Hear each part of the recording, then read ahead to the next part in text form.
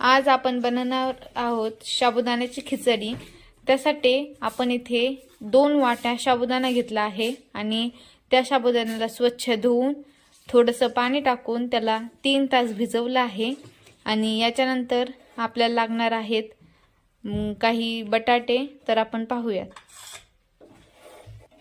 इथे मी 2 बटाटे घेतले आहेत आणि त्याला त्याचे साल्ट हे करून त्याला बारीक चिरून घेतलेला आहे। त्याच्यानंतर इथे काही थोड्याशा मिरच्या घेतल्या आहेत, त्या आपण मिक्सर मध्ये काढूयात। आता आपण इथे शेंगदाणे भाजून घेतलेले आहेत आणि त्यासोबत आपल्याला ज्या मिरच्या मिक्सर मधनं काढायच्या आहेत, बारीक करायच्या आहेत, त्याही घेतलेल्या आहेत। तर आपण आता ते मिक्स करून घेऊया। तर आपलं आता हे मिक्स झालेलं आहे, हे बघू शकता तुम्ही, हे मिक्स झालेलं आहे। प्रत्येकाची पद्धत वेगवेगळी असते करण्याची, आपली ही वेगळी आहे। आणि आता आपण कढई घेतली आहे, त्या कढईला मीडियम गॅसवर ठेवला आहे आणि आपण कढईमध्ये आता तूप टाकलं आहे। आता आपण हे तुपामध्ये बटाट्याचे आपण जे पीस केले आहेत ते पीस टाकून त्याला आपण हलवून घेऊयात मध्यम आचेवर।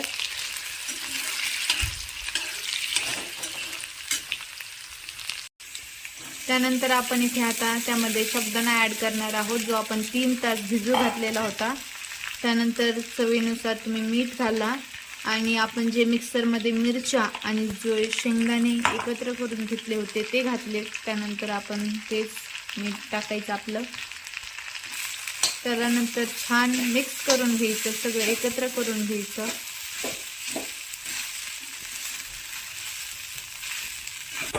आता तुम्ही पाहू शकता की हा आपला चांगला साबुदाणा मिक्स झालेला आहे।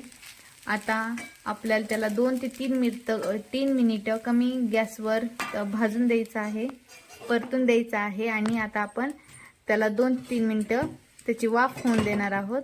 तर त्यासाठी आपण त्याच्यावर झाकण ठेवलं आहे। आता 2 ते 3 मिनिटानंतर आपला साबुदाणा रेडी आहे। तर आता आपण तो प्लेटमध्ये घेऊया। आता हा साबुदाणा खाण्यासाठी एकदम रेडी आहे आणि एकदम टेस्टी झालेला आहे हा साबुदाणा। तुम्ही नक्कीच ट्राय करून बघा।